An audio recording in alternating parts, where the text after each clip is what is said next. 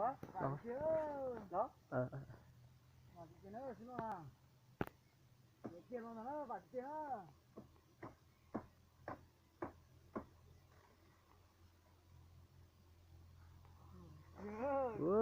gì mà là chủ siêu.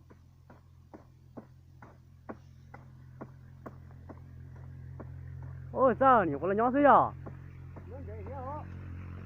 Lần nãy đâu mình nhổ cái này.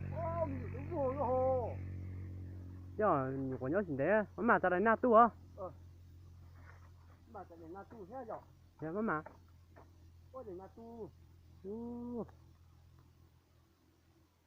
Anh kia xuống à? Chỉ tao tu thế.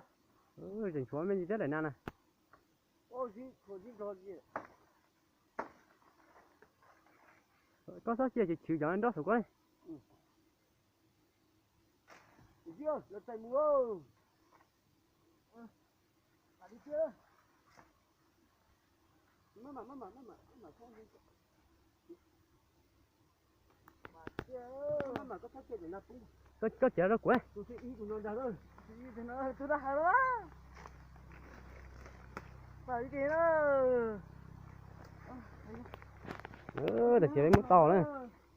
Vào cái tia đấy là gì mà là thủ thế này. Thế, sao mua đi mua chín rồng gì là?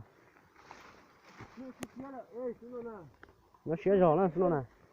Ta bé cũng mua ta tàu thế này.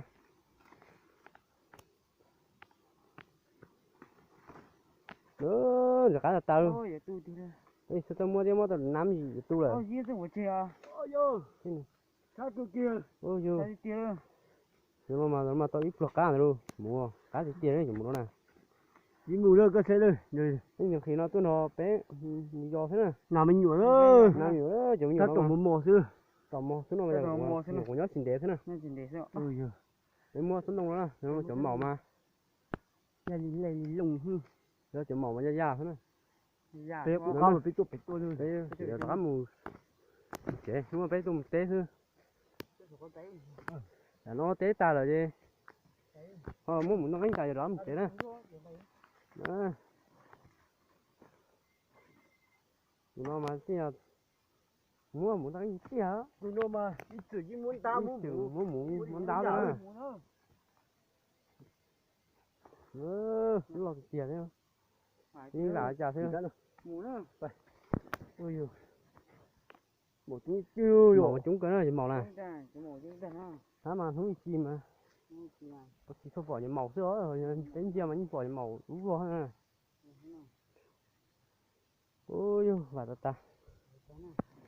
Mà sẽ luôn ra tộc cá luôn.